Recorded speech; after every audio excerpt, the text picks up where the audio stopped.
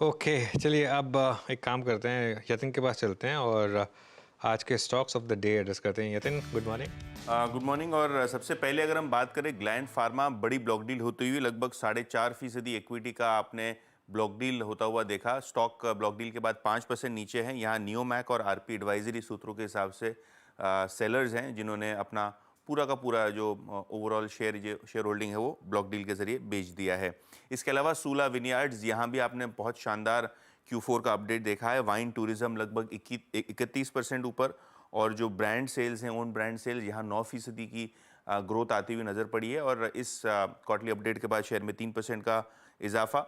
और आखिर में दिलीप बिल्डकॉन L1 बिडर हुए हैं। ये हरियाणा रेल डेवलपमेंट कॉरपोरेशन के एक प्रोजेक्ट के लिए, जिसकी कुल वैल्यू है लगभग 1100 करोड़ रुपए। और इस ऑर्डर विन के बाद शेयर में लगभग 3% की शुरुआती तेजी आप देख रहे हैं।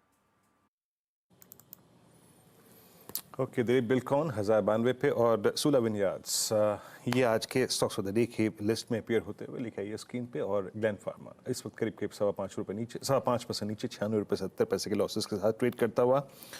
और यतिन, बहुत बहुत शुक्रिया आपका इस पूरी चर्चा के लिए। इंडेक्स अभी भी जुझारूपन कायम है, but HDFC bank lower level से रिकवर होता हुआ, और जरा HDFC बैंक का टिक बाय टिक चार्ट लेके आइएगा। रिकवर हो रहा है, but trouble zone as of now इसके लिए है करीब करीब 1555 1560 का स्तर। एक हल्का सा लेवल पे डिस्कशन कर लेते हैं इस पे। आपकी राय अमित जी, HDFC बैंक को कैसे रीड कर पा रहे हैं आप? हल्की सी रिकवरी आई है लोअर लेवल से, रिकवरी उस पॉइंट से आई है जो कि कल और परसों के सेशन की लोवेस्ट ट्रैजेक्टरी है, आपका सेंस? जी वीरेंद्र जी, HDFC बैंक ने एक क्रूशियल गैप 200 डेमा लगभग 1530 1540 का लेवल एक क्रॉस कर लिया था 2 दिनों पहले। तो मुझे लगता है थोड़ा सा स्टॉक यहाँ पे कंसोलिडेशन कर रहा है, ट्रैजेक्टरी अपवर्ड है। कोई मोमेंटम डेफिनेटली थोड़ा सा लैकिंग है, बट 1535 1540 एक अच्छा जोन है। यहाँ पे भी बाय बनाया जा सकता है। स्टॉप लॉस लगभग रखेंगे 1535 का, एंड स्लोली एंड स्टेडीली मेरे को लगता है यहाँ पे 1575 1590 के टारगेट्स 2 से 3 दिनों में अनफोल्ड होंगे। ओके, HDFC बैंक पे ट्रेड करता हुआ। अच्छा, मैं बहुत देर से अवॉइड कर रहा था, लेकिन एक स्टॉक जो कि सीधे धीरे धीरे अपीयर हो रहा है मेरी शीट पे, और ये मेरे ख्याल से मैंने परसों इसका जिक्र किया भी था, बट ये फिजल आउट हो जाता है। दिक्कत इसमें ये है, और वो है ITC 430। पिछले 3 दिन का स्विंग हाई एग्जैक्टली यही हुआ है, और पिछले 3 दिन का ये स्विंग हाई इसी पे आता है इसका 100 डे एक्सपोनेंशियल मूविंग एवरेज, जो कि उस दिन भी आई थिंक 13 मार्च को भी स्विंग हाई था। यही हाई था 28 मार्च को भी। मानस, आपकी रीडिंग क्या कह रही है? अब कोई भी एवरेज अगर इतनी बार टेस्ट होगा तो उसका ब्रीच होने का चांसेस 90 to 99% हो ही जाता है। क्या वो दिन नज़दीक खड़ा है क्या 430-60 पर? और कौन सा ऐसा थ्रेशोल्ड पॉइंट होगा आपके मुताबिक जिसके बाद इसको चेस करना चाहिए?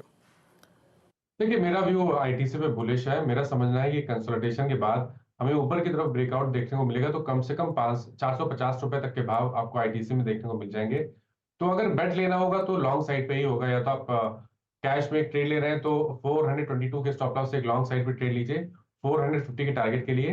लेकिन बेहतर ट्रेड रहेगा कि ऑप्शन के थ्रू इस ट्रेड को लें। At the money call option, जो कि 430 वाला कॉल ऑप्शन 7 रुपए 90 पैसे पे ट्रेड हो रहा है, वहां पर 4 रुपए 50 पैसे के स्टॉप लॉस से आपको एक ट्रेड लेना है। लॉन्ग साइड पे इस ऑप्शन में ट्रेड लीजिए और टारगेट 20 रुपए के आसपास सेट करके रखिए। ओके, मीनवाइल मार्केट अब शानदार मोमेंटम दिखा रहा है वापस। लोअर लेवल से अच्छी रिकवरी, डिप के बाद डिप में बाय, देखिए डिप में बाय, और अब मार्केट अब निकालने की कोशिश कर रहा है डे हाई। अच्छा, गेल में अच्छा मोमेंटम है। अमित सेठ जी, कोई व्यू है आपका गेल पर? अगर आपने चार्ट देखा हो स्टॉक का तो पिछले 3-4 दिन से स्ट्रेंथ रही है यहाँ पर। जी वीरेंद्र जी, अनुज जी, काफी स्ट्रॉन्ग स्ट्रक्चर है।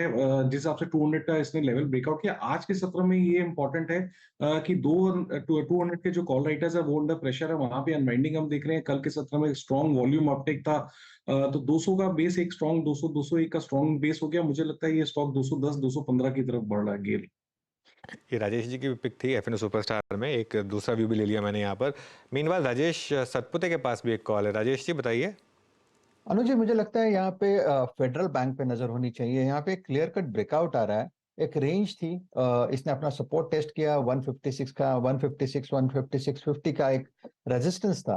अब मुझे लगता है इस रेजिस्टेंस को इसने सरपास किया है, तो इसका आज का स्विंग का टारगेट होगा 164, और वो निकल गया तो फिर मुझे लगता है 167 तक जगह होगी। So federal bank is a buy, stop loss भी छोटा होगा 150 154.80 का। जी हाँ, फेडरल बैंक और मीन भाई आप लेके आइए एक बार जरा निफ्टी मेटल इंडेक्स। याद रखिएगा कल निफ्टी मेटल में कल वीकनेस के साथ शुरुआत हुई थी, लेकिन जाते जाते वो अपना झंडा गाड़ गया था जनाब कि मैं टिकने वाला नहीं हूँ नीचे और मैं स्ट्रांग हूँ। स्ट्रेंथ दिखाई उसने, लोअर वाइल लोअर शेरो थी and now it's I think 8853 all time high Nifty metal index. Hindustan copper, NALCO, उसके बाद सेल, उसके बाद हिंडाल्को, एनएमडीसी, सारे के सारे गिनेस के साइड पे खड़े हुए। मनोज जी, ये कहते तो सिक्लिकल है, लेकिन इस बार की ये स्विंग इसकी ऑलमोस्ट आप देखिए 14 मार्च को इसका प्राइस था 7650। अब ये इंडेक्स गजब ढाता हुआ है, सारे स्टॉक्स आप फेरस नॉन फेरस सारे ग्रुप पे। ये चेस करने का टाइम है मैं तो इसको इस वक्त। वीरो इसका एक साल का चार्ट देखते हैं। आई थिंक पता नहीं, आप मेरे ख्याल से आपको याद होगा हमने इसका एक बात की थी कि इसमें निफ्टी मेटल्स ETF के थ्रू आप चेस करिए। हालांकि जब हमने ये इस चीज़ की बात की थी तब हमारा व्यू जो था वो कम्प्लीटली अलग रीज़न से था। तब वो बात चाइना की रिकवरी को लेकर थी, लेकिन उसके बाद यहाँ पर थीसिस प्ले आउट हुआ अमेरिकन रिकवरी का, इंडिया की खुद की स्ट्रॉन्ग डोमेस्टिक इकोनॉमी का, और ऑब्वियसली कुछ हद तक चाइना का भी, और प्लस रेट कट्स। ये साल रेट कट आना है, अब जून में आए या उसके बाद आए, लेकिन रेट कट आना है। गोल्ड क्यों भाग रहा है इतना? इसीलिए भाग रहा है ना। तो मेटल्स इसीलिए भाग रहे हैं बेसिकली क्योंकि अब रेट कट आना है। और मेरे ख्याल से स्ट्रॉन्ग मेटल स्टॉक्स में आपको अब कैरी करना है। ऑब्वियसली इसमें थोड़ा सा आपको दिल मजबूत रखना होगा कि बीच बीच में करेक्शंस ब्रूटल होती हैं इसमें। अगर वो आप नहीं ले सकते तो ये सेक्टर आपके लिए नहीं है, लेकिन अगर आप वो करेक्शंस ले सकते हैं बीच बीच में तो बड़ा पैसा बनेगा मेटल से। मुझे लग रहा है यहाँ से भी कुछ मेटल स्टॉक्स यहाँ से भी अगले एक साल में 30 से 40% के रिटर्न्स आपको कमा के दे सकते हैं। लार्ज कैप स्टॉक्स की बात कर रहा हूँ मैं, मिड कैप में तो डबल हो सकते हैं, लार्ज कैप स्टॉक्स आपको 30-40% के रिटर्न दे सकते हैं यहाँ से मेटल्स में, वो रेट कट साइकिल के बेसिस पर। ओके मानस, आपकी रीडिंग मेटल्स में आपको क्या इंप्रेस कर रहा है इस वक्त? देखिए, हिंडाल्को पे मेन नजर है। हिंडाल्को पे अभी भी खरीदारी करने के मौके दिखते हैं। हाई टॉप हायर बॉटम पहले से ही बन रहे थे, स्टॉक करेक्ट भी हुआ, 10 डे मूविंग एवरेज सपोर्ट लिया। और अगर मैं एक टेक्निकल टारगेट पोजिशनल बेसिस पे सेट करने हो तो वो 605 के आते हैं। करंट लेवल से 20 रुपए का आपको हिंडाल्को में देखने को मिल सकता है। तो करंट लेवल पे आप खरीदारी कर सकते हैं। 570 रुपए के नीचे स्टॉप लॉस लगा के एक पोजिशन ट्रेड लीजिए 605 के टारगेट के लिए। बिल्कुल, एक्चुअली जो मानस ने हिंडाल्को की बात की ना, आपको वीरू में एक और चीज़ बताऊं, हिंडाल्को की एक बार 52 वीक हाई लो वाली प्लेट लेकर आई है। अभी अभी आपने बात किया metals index all time high पर, हिंडाल्को की 52 वीक हाई और लो की प्लेट आपको एक बहुत इंटरेस्टिंग चीज़ दिखाएगी। यहाँ पर 52 वीक हाई था मेरे ख्याल से 650 के करीब, 620 के करीब था यहाँ पर। यहाँ पर एक रीज़न ये है कि एक लार्ज FII की कुछ सेलिंग चल रही है यहाँ पर। वो अगर एब्जॉर्ब हो जाएगी फिर मुझे लग रहा है कि शायद यहाँ पर अच्छे साइंस बने। इसके लिए ये स्टॉक जो है वो उतना आउट परफॉर्मेंस नहीं कर पा रहा जितना बाकी मेटल स्टॉक्स ने आउट परफॉर्म किया है।